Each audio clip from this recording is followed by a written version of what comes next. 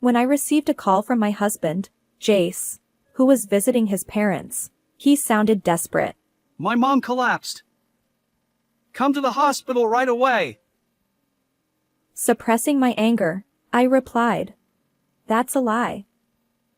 I won't be fooled. Jace retorted. Why would I lie about something like that? Just come already. His anger flared, and he ordered me around. It was time to set things straight. My name is Madison. At 38, I make a living as a manga artist. My husband, Jace, is a doctor who took over the dental clinic previously run by his late father-in-law. Our daughter, Lydia, is a first-year middle school student, and everything seemed to be going smoothly. However, we faced two significant problems. First was the presence of my mother-in-law. Initially overbearing, her interference intensified after my father-in-law's death 10 years ago, leaving me perpetually stressed. My mother-in-law would say, Jace is a doctor. You should handle all the household chores and childcare while supporting him. A manga artist? Drawing won't earn you any money. Stop those bad influences on Lydia and focus on her education. She constantly criticized my methods and even meddled in my work. Despite living an hour away, she took the train almost daily to mentally attack me. When I consulted Jace, Jace replied gruffly. She's just nagging. Listen to what Mom says, okay? His bad mood had a reason, our second problem. The dental clinic he managed was consistently in the red. Recently, a new doctor had been stealing our patients. Understandably so, as Jace's dental skills weren't top-notch. Patients reluctantly visited us because there were no other options, but with the new clinic opening, it was only natural they'd switch. I was fed up with Jace's consistently bad mood. Mom, you don't need to pay attention to Grandma's words. I really love your comics. Lydia, thank you. Lydia was always on my side, providing the only support I had. But then a major event shook my world. We've decided to take Lydia in with us. What? What do you mean? My mother-in-law made an outrageous statement out of the blue. We can't trust you with her. I'll educate her properly. The truth was, Lydia had failed her middle school entrance exam. My mother-in-law, who wanted Lydia to become a doctor like Jace, was furious. She blamed my lack of discipline as her mother for Lydia's failure and decided to take Lydia under her wing to train her. I can't accept that. Of course, I refused. Lydia hadn't even expressed a desire to become a doctor. I conveyed all this and vehemently opposed it, but my mother-in-law wouldn't listen. I turned to Jace for help. A change of environment will help her learn better. Besides, with you around, she'll just read comics all day, which isn't good for her education. But... Anyway, it's already decided. Stop complaining and listen. Exactly. You're our daughter-in-law, after all. And so, they forcibly moved all of Lydia's belongings to their house and completed the paperwork for her transfer to a nearby middle school. I'll just go along with what they say. I'll be fine. But... Lydia had learned the hard way that neither Jace nor my mother-in-law would consider her opinion. She gave up without a fight and went to live with them. I couldn't help Lydia, and disappointment filled me as I obediently followed their decisions.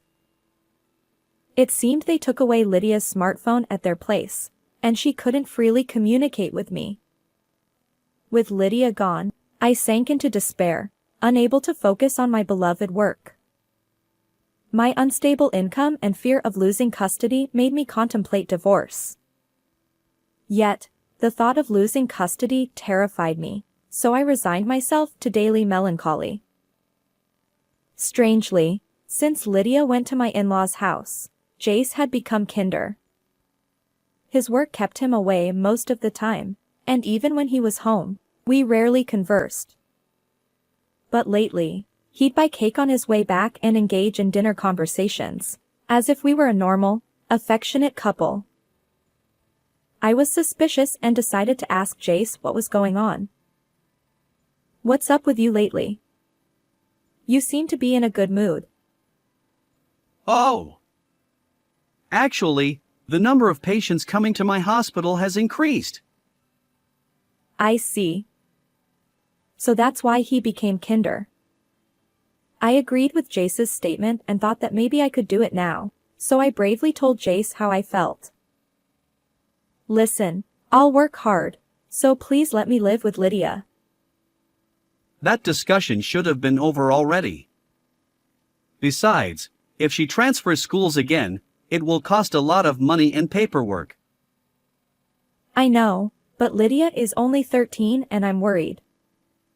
Please, at least let me contact her every day. Please, can you ask your mother for me? I bowed my head and Jace sighed deeply. All right. I'll talk to my mom. I'm sorry for making you feel lonely. He said that to me. I felt a little hope and my heart lightened. The next evening, I was preparing dinner. After yesterday's events, I felt that the distance between Jace and me had narrowed, so I made only his favorite dishes, but I got a message from Jace that he would be late. I was disappointed, but I thought he must have had something to do at work, so I resumed making dinner. That's when it happened. I heard the sound of the front door opening, and before I had time to wonder, the living room door opened with a loud thud. I was startled and tensed up, but to my surprise, it was Lydia who was there. "Huh? Lydia?" Mom. Go buy a security camera right now and install it in the garage.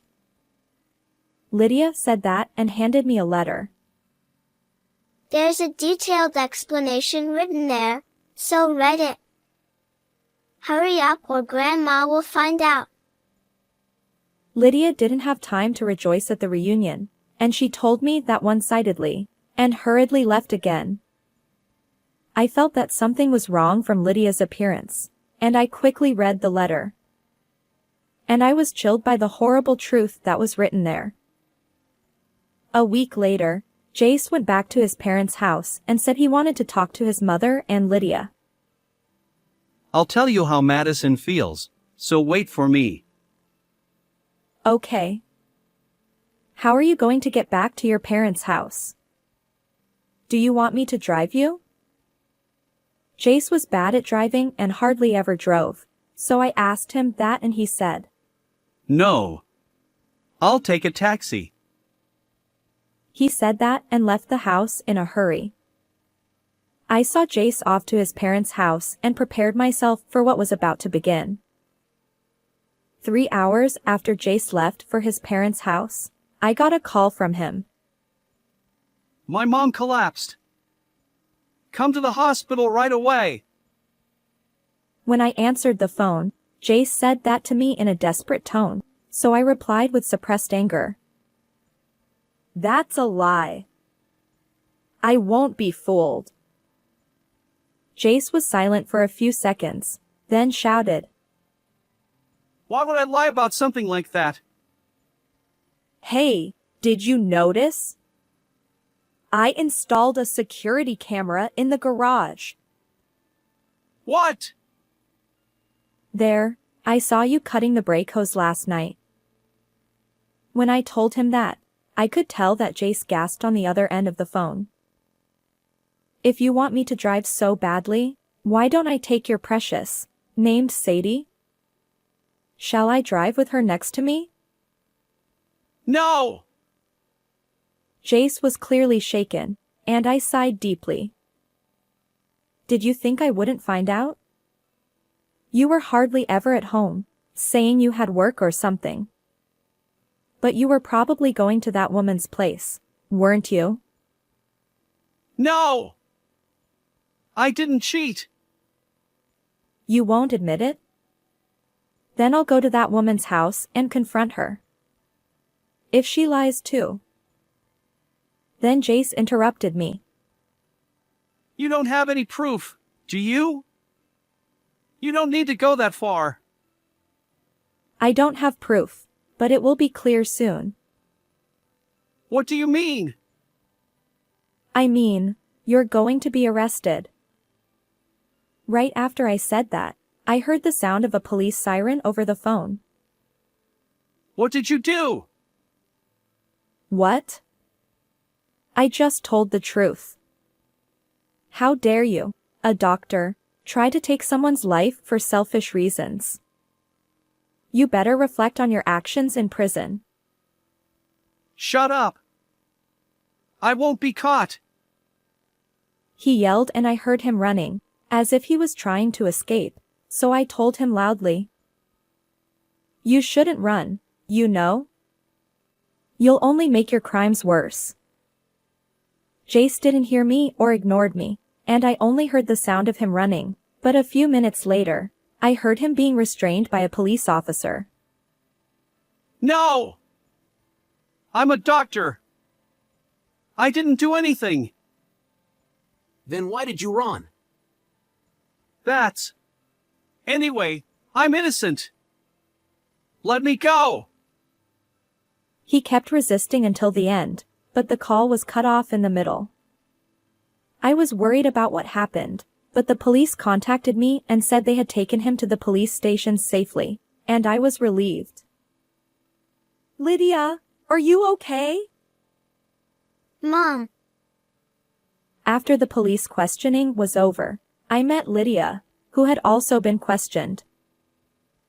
You must have been tired from being asked so many things.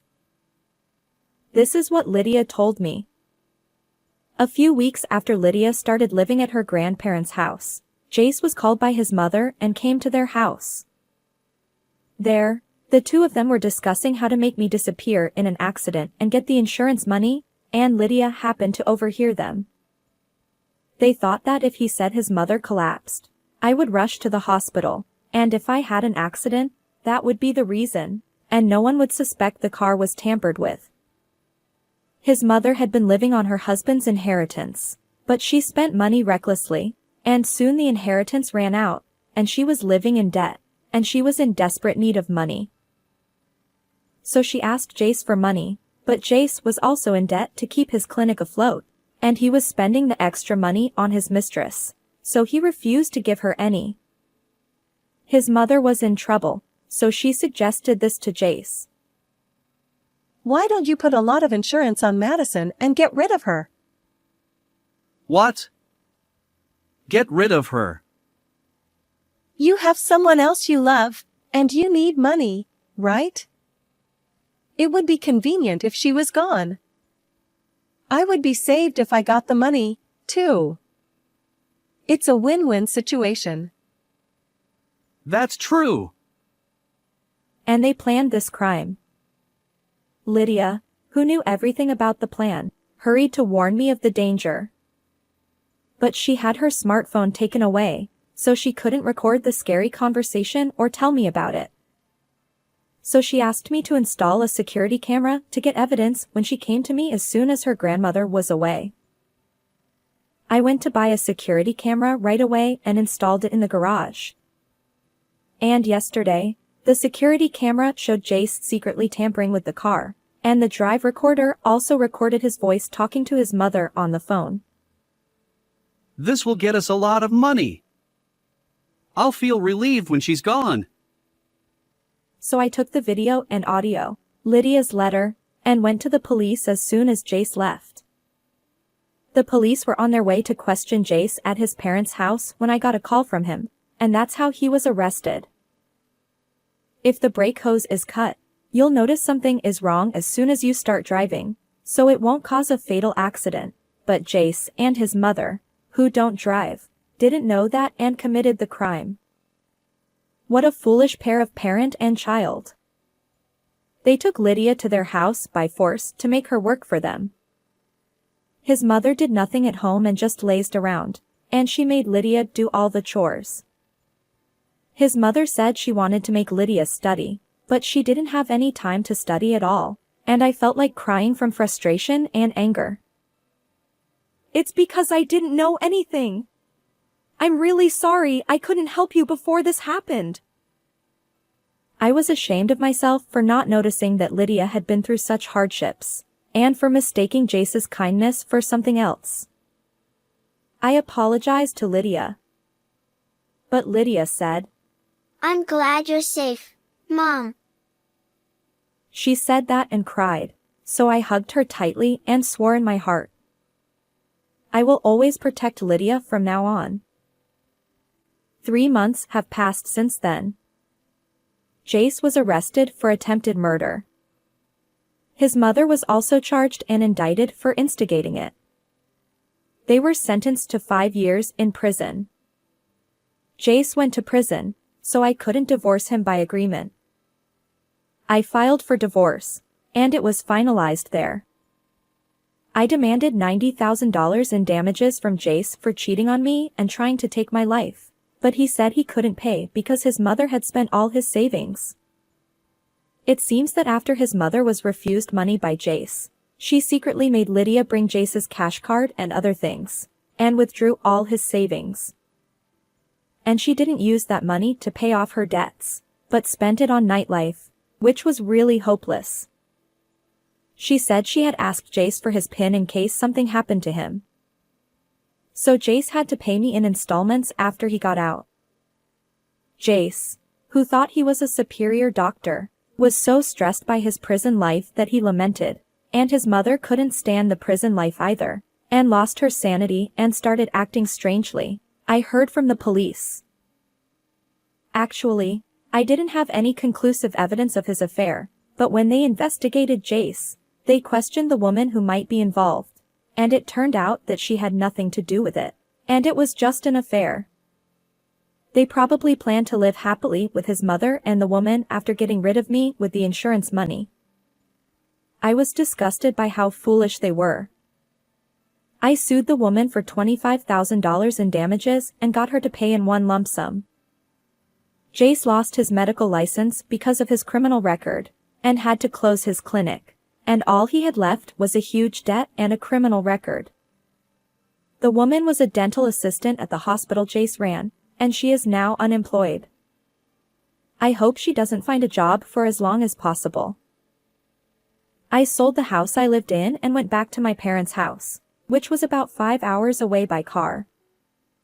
I thought Lydia might not like transferring schools again, but she wanted to forget her father and grandmother as soon as possible, and she was positive about starting a new life. I also overcame the incident that happened to me, and I drew a comic with a little embellishment and posted it on the internet, and it spread and got a lot of feedback.